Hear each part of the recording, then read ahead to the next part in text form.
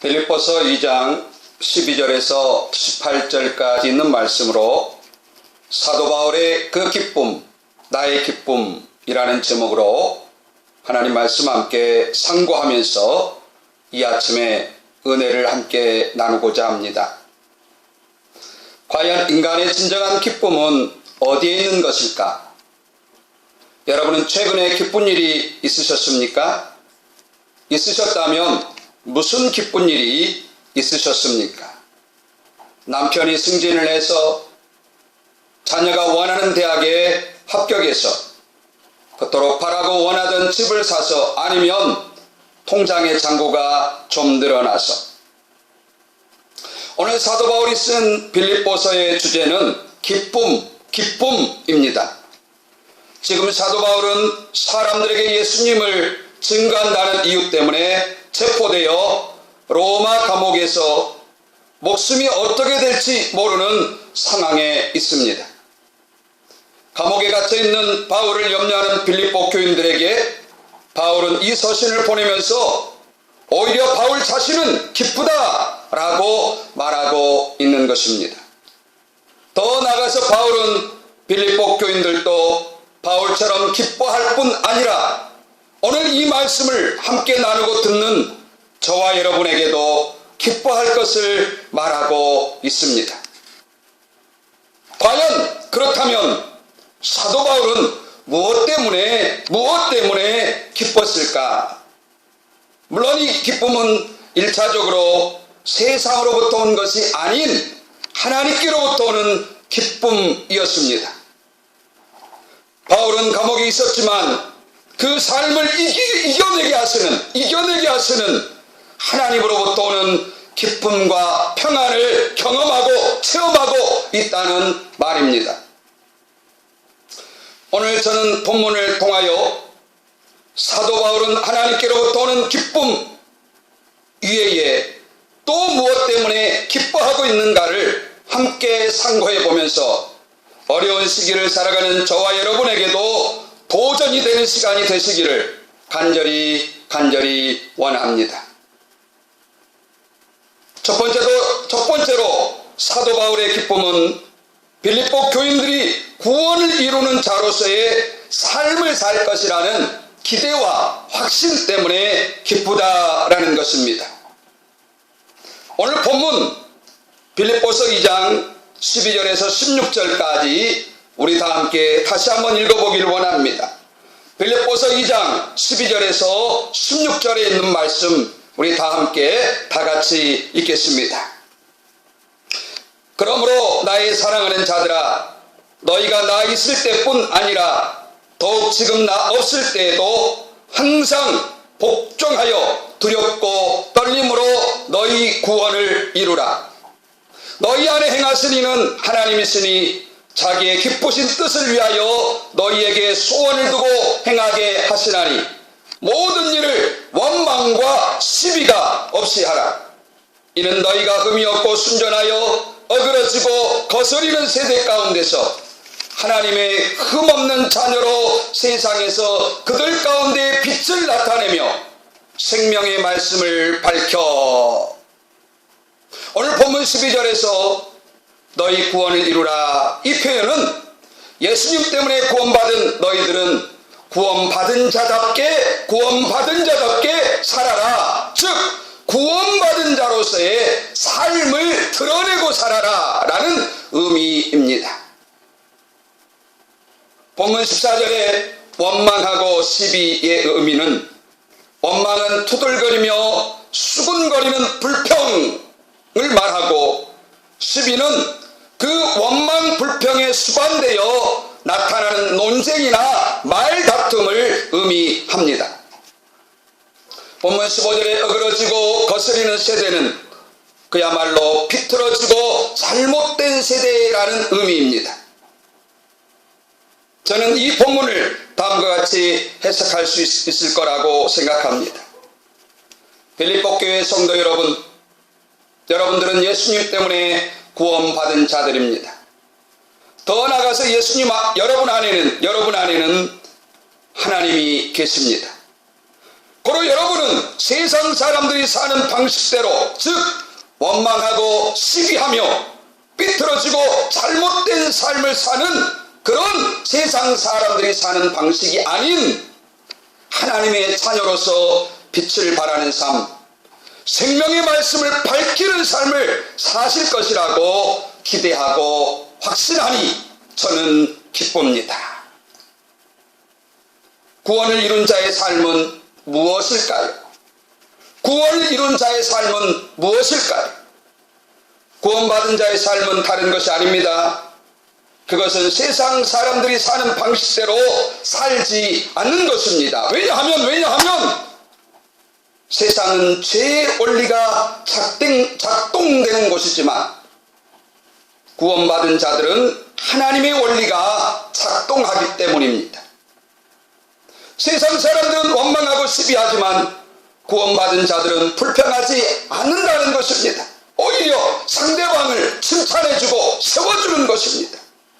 더 나아가서 자기를 죽이려고 하는 사람까지 용서하고 사랑해주는 것입니다.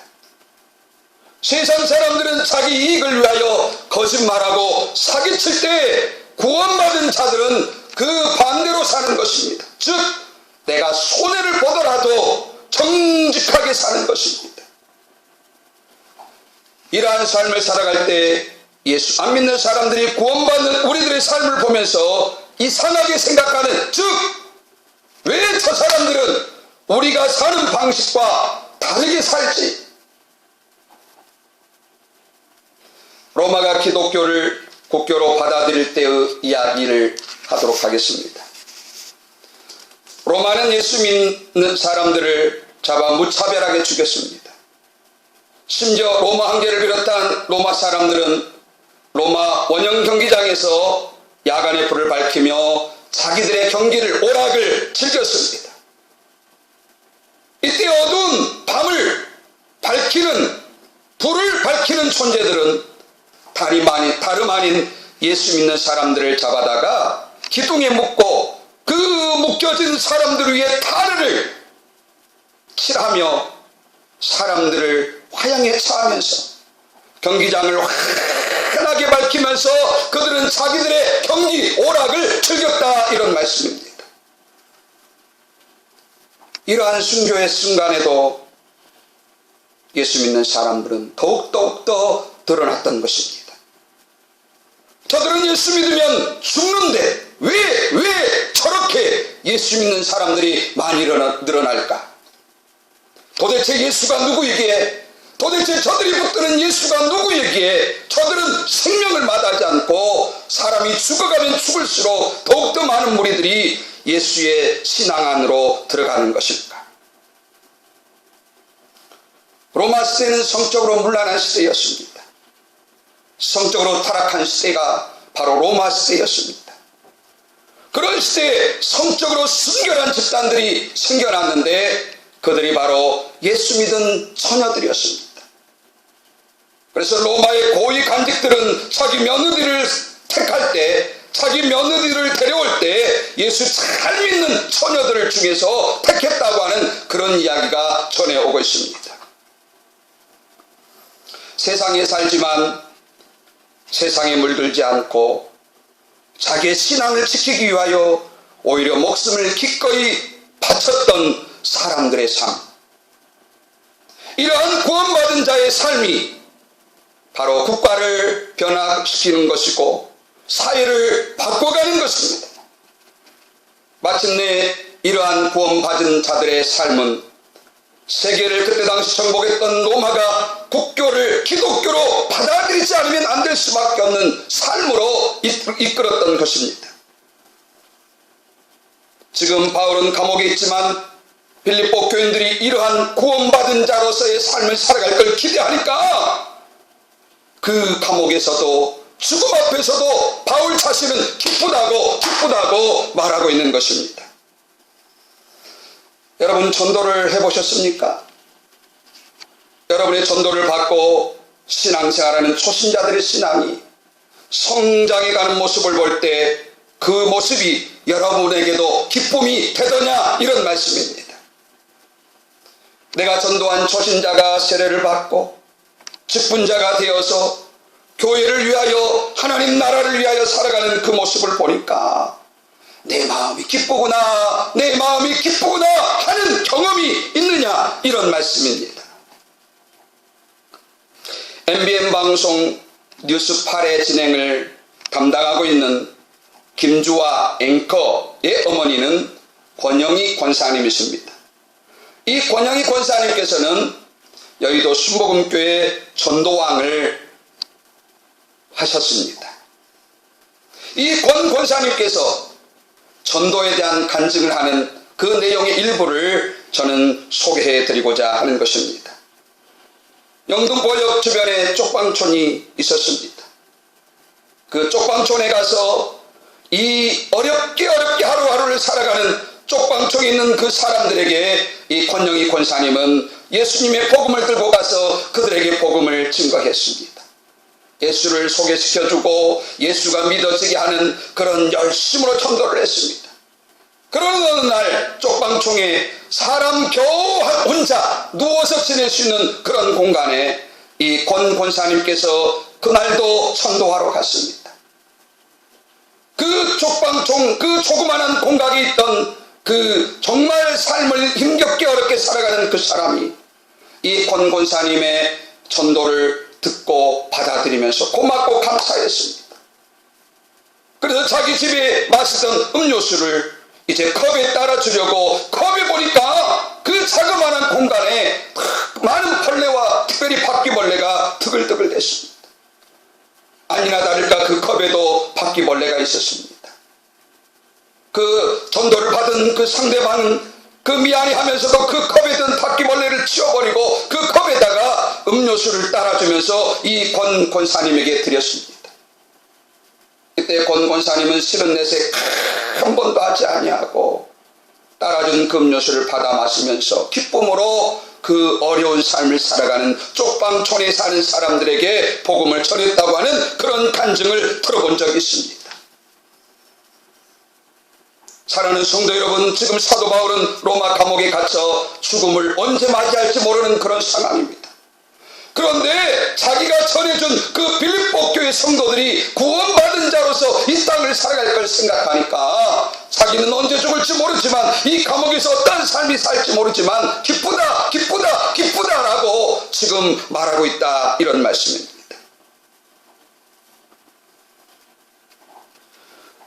두 번째 사도 바울의 기쁨은 그리스도의 날에 자랑할 것이 있기 때문이라는 것입니다.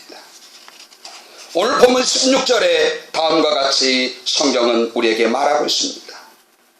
생명의 말씀을 밝혀 나의 다름질이 헛되지 아니하고 수고도 헛되지 아니하므로 그리스도의 날에 내가 자랑할 것이 있게 하려 함이라. 여기서 그리스도의 날은 예수님이 재림하시는 날, 예수님이 재림하시는 그날, 즉 하나님 앞에 구원받은 자가 서는 그날, 사도 바울은 빌립보 교회 성도들 여러분들 때문에 하나님 앞에 나는 자랑할 것이 있어서 나는 기쁩니다 라고 말하고 있다, 이런 말씀입니다. 바울은 복음을 전하기 위하여 그가 당한 수많은 아픔과 고통을 고린도후서 11장에서 잘 서술하고 있습니다. 고린도후서 11장 23절에서 27절까지 우리 다 함께 찾으셔서 이 말씀을 함께 읽어보기를 원합니다. 고린도후서 11장 23절에서 27절까지 있는 말씀 우리 다 함께 찾아보도록 하시겠습니다. 우리 찾으셔서 우리 함께 읽습니다. 고린도후서 11장 23절에서 27절 우리 찾으신 줄 알고 함께 읽겠습니다. 그들이 그리스도의 일꾼이냐 정신없는 말을 하거니와 나는 더욱 그러하도다. 내가 수고를 넘치도록 하고 옥에 갇히기도 더 많이 하고 매도 수없이 맞고 여러 번 죽을 뻔하였으니 유대인에게 40에서 하나 감한매를 5번이나 맞았으며 3번 태장으로 맞고 1번 돌에 맞고 3번 파산하고 일주야를 깊은 바다에서 지냈으며 여러 번 여행하면서 강의 위험과 강도의 위험과 동족의 위험과 이방인의 위험과 신의 위험과 광야의 위험과 바다의 사찰의 위험과 거짓 형제중의 위험을 당하고 또 수고하며 애쓰고 여러 번 자지 못하고 줄이며 목마르고 여러 번 굶고 춥고 헐벗었노라. 여기에서 유대인들에게 40에 하나 감한 매는 죽음 직전까지 가도록 매를 맞아 보았다는 것입니다. 신명기 25장 1절에서 3절까지도 보고 또 유대 율법에 의거하면 태양은 40대로 정해져 있었습니다. 그러나 대다수의 사람들은 태양으로 40대를 맞기 전에 이미 다 죽었다는 것입니다. 예수님을 증거하다가 당하는 수많은 고통과 수모를 겪은 바울은 오히려 그 고통과 수모를 자랑하고 있는 것입니다. 내가 이런 수모와 고통을 당해서라도 한 영혼이 주님께 돌아온다면, 한 영혼이 주님께 돌아온다면 오히려 그 수모와 그 고통은 하나님 앞에 서는 날 나의 자랑거리가 될 것입니다. 오늘 바울은 복음을 위하여 수고한 것을 자랑으로 여기고 있다는 것입니다. 복음을 위하여 핍박당하는 것을 자랑으로 생각하고 있다는 말입니다. 저와 여러분은 복음을 위하여 핍박당하는 것이 저와 여러분의 자랑이십니까?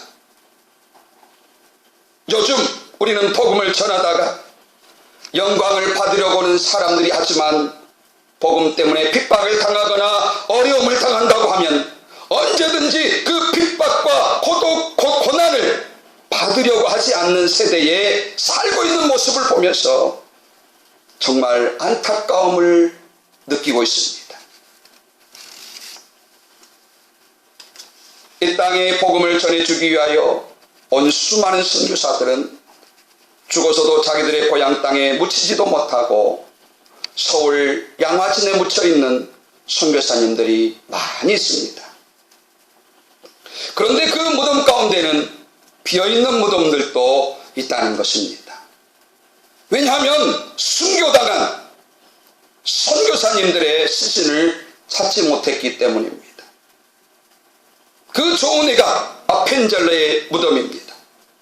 아펜젤러는 불과 그의 나이 44살에 성서 번역의 일로 목포로 가던 중에 서해 바다를 지나가는 군산쯤 지나갈 때 배 밖으로 떨어져 나가는 한 소녀를 발견하게 됩니다. 그리고 배 밖으로 떨어져 나가는 그 소녀를 살려내기 위해서 언더우드 선교사님, 아펜젤러 선교사님이 그 바다에 뛰어들었습니다. 그 시간 이후로 이 아펜젤러 선교사님의 시신을 찾지 못하고 현재 양화진의 선교사 묘역에는 빈 무덤으로 아펜젤러의 무덤은 있습니다. 저는 오늘 시간 아펜젤러와 함께 한국에 와서 복음을 전했던 언더우드 선교사의 기도문을 좀 읽어드리기를 원합니다. 앞에 있는 화면을 보면서 여러분은 눈으로 따라 읽으셨으면 좋겠습니다. 다 읽지는 못하고 중간중간 읽어보도록 하겠습니다. 언더우드 선교사의 기도문.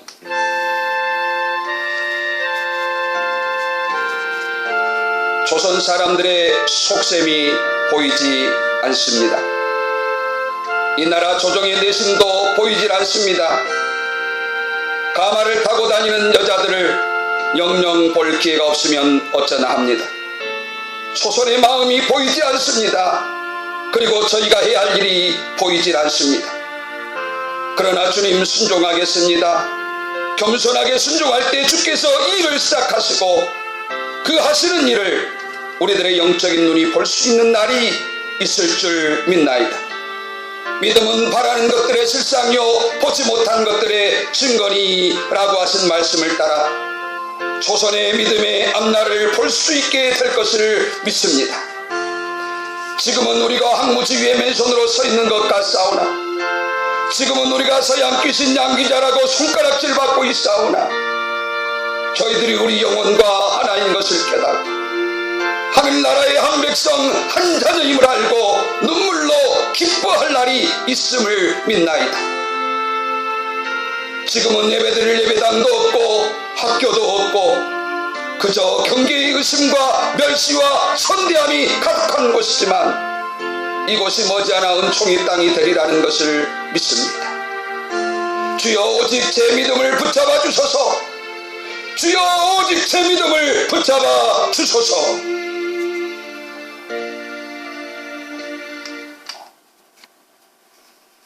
이 조선이라는 나라를 너무나 사랑한 나머지 지금부터 100여 년 전에, 불과 100여 년 전에 이 조선 사람들이 예수님을 알고 믿을 수만 있다면 그들의 목숨을 전혀 아까워하지 않았던 사람들의 말입니다.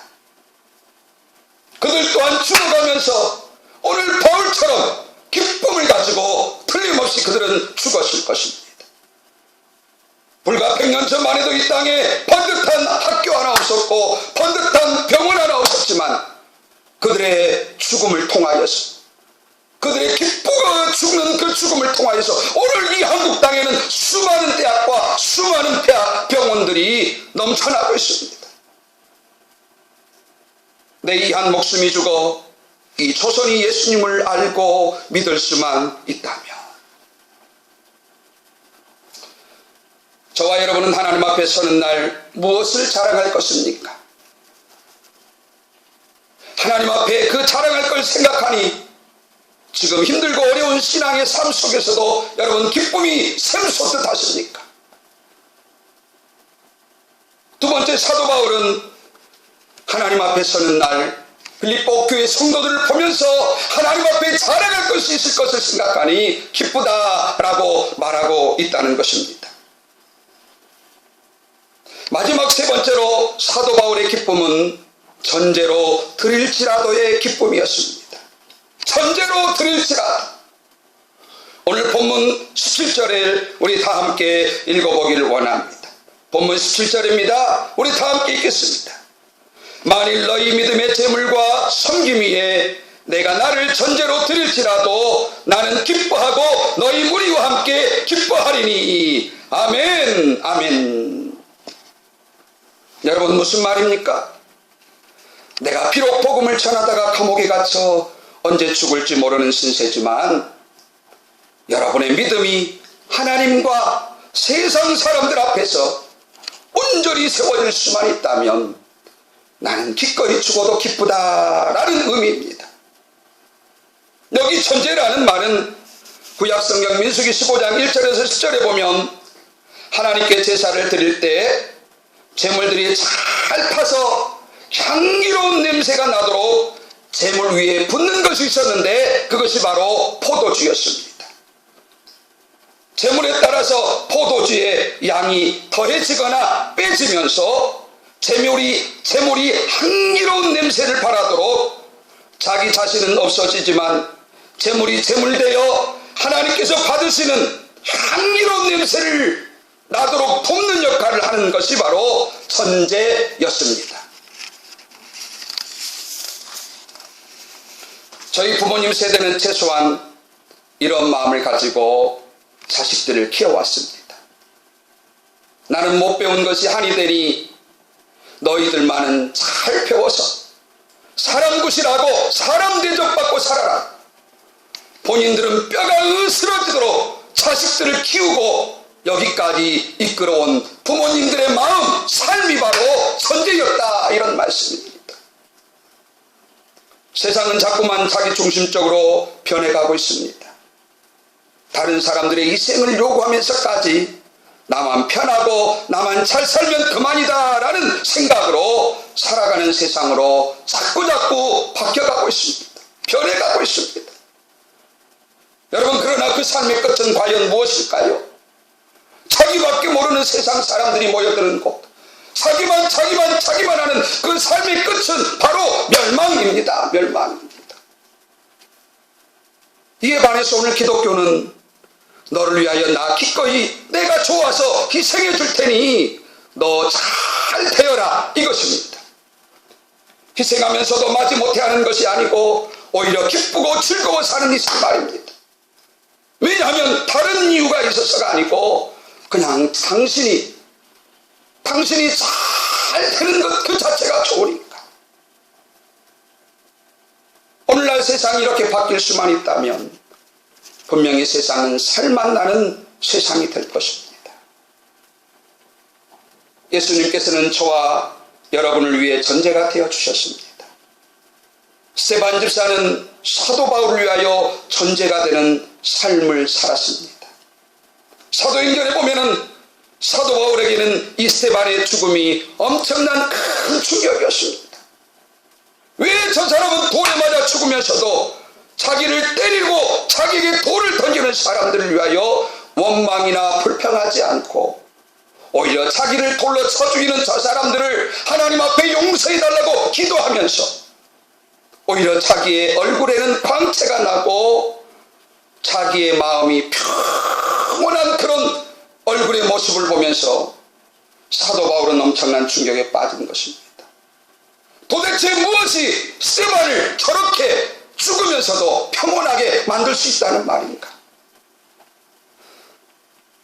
저와 여러분은 누구를 위하여 전제로 드리는 삶을 살고 계십니까?